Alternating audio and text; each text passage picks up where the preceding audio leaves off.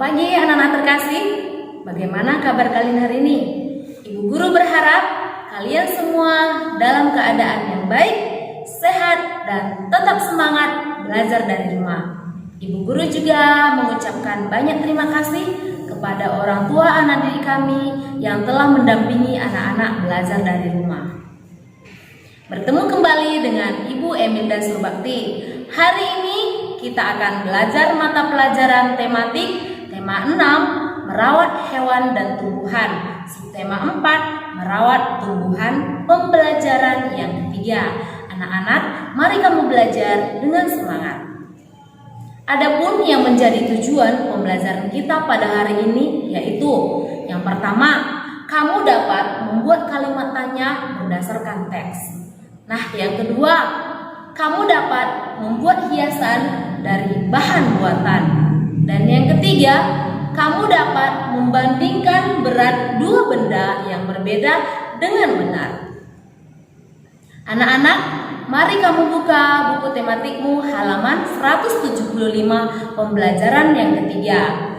Coba kamu perhatikan gambar berikut ini. Gambar apakah ini? Ini adalah gambar halaman belakang rumah Dayu. Di halaman belakang rumah Dayu tumbuh berbagai tanaman sayur dan buah. Tanaman sayur dan buah itu dirawat oleh Dayu.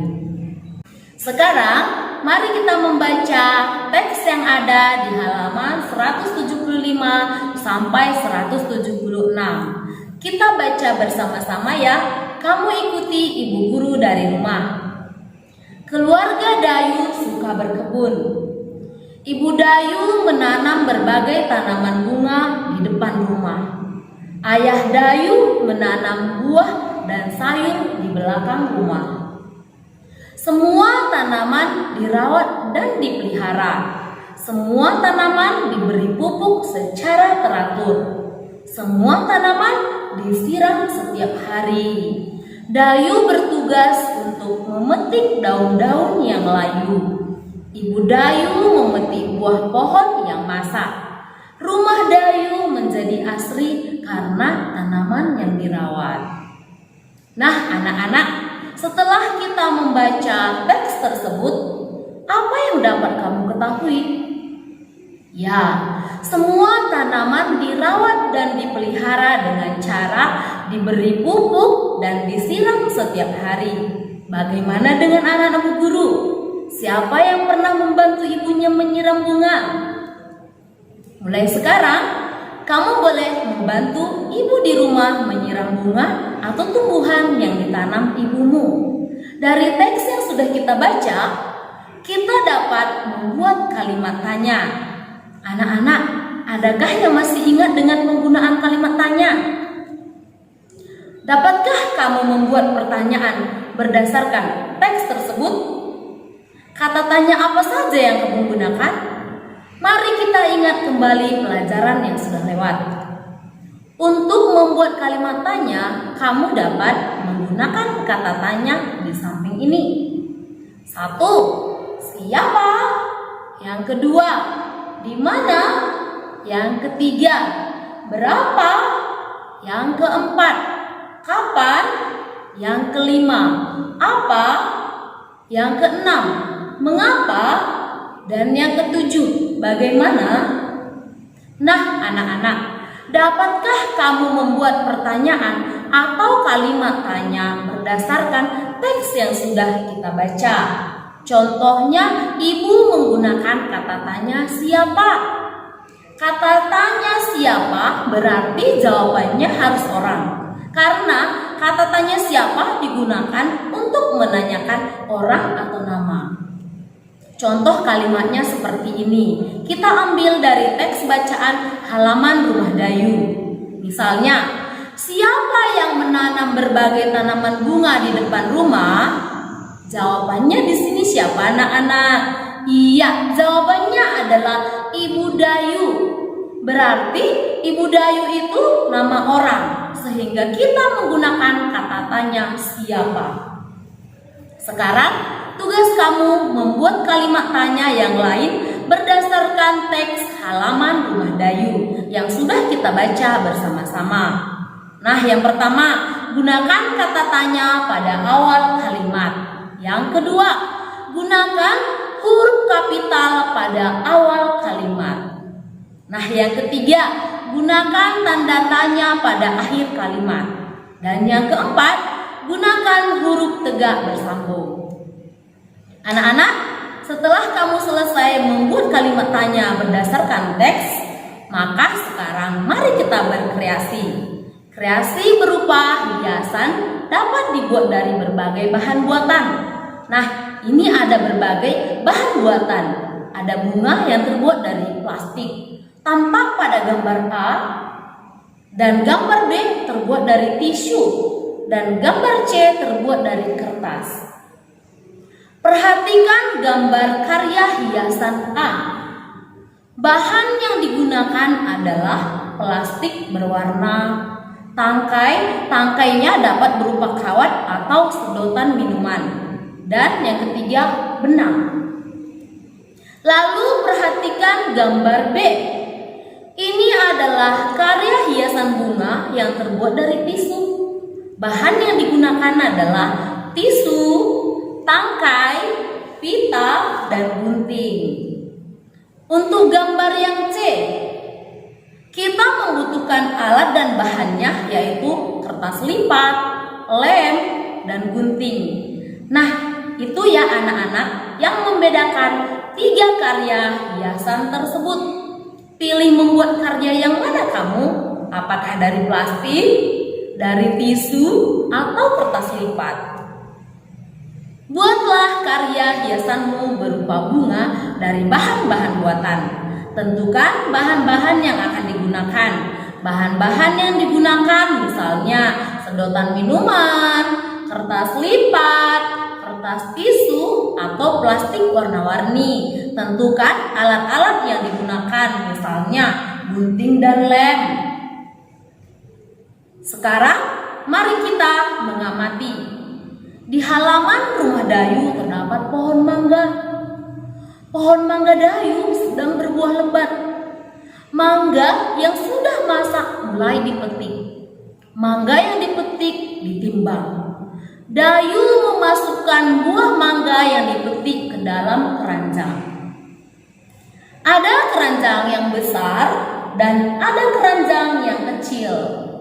Perhatikan gambar keranjang-keranjang yang berisi mangga berikut ini. Keranjang yang pertama berisi mangga sebanyak 5 kg.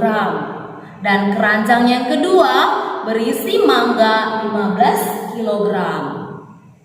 Mangga-mangga tersebut akan dibagikan kepada para tetangga.